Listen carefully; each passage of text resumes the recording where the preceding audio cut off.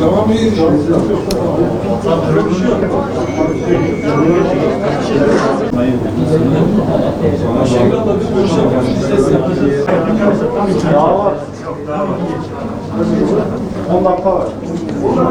Tamam tamam. Sakin olun. Ay! Ay Mustafa! Ay! Mustafa kurban! Mustafa! Mustafa kurban olayım oğluma. Mustafa kurban olayım oğluma.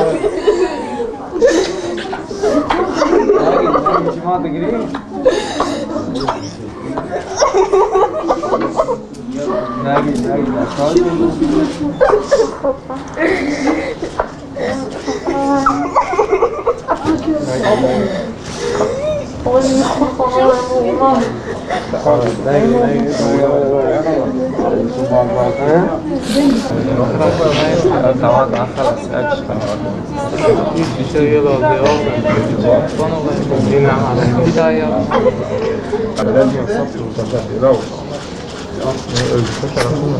Ama mesaj gönderdiler bana.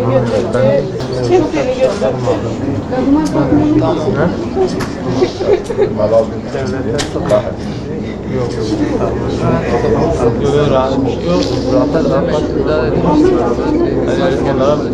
Dışarıda değiller çıkarmayın. Sen hiç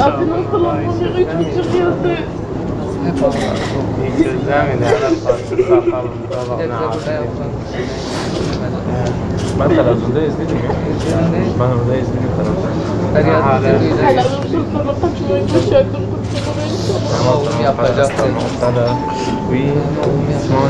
Ne düşünüyorsunuz? Olmuş aile çocuklarınıza teşekkür etmek ister misiniz? Allah devletimizden razı olsun. Devletimiz güçlü bir devletti. Bu zafer devletimizin zaferiydi. Türkiye Cumhuriyeti'nin zaferiydi. Tüm basın mensuplarına da çok teşekkür ediyoruz. Feryadımızı evlatlarımıza ulaştırdı ve evlatlarımız da geri döndü. Hepinize çok çok teşekkür ediyoruz. Bu zafer Türkiye Cumhuriyeti'nin zaferiydi. Hepimiz kazandık. Bir kere daha HDP ve siyasi kolu PKK, siyasi kolu HDP yerle yeksan oldu. Anneler işte böyle zafere ulaşıyor. Allah'ın izniyle bütün evlatlarımız da oradan inecek diyorum. Mustafa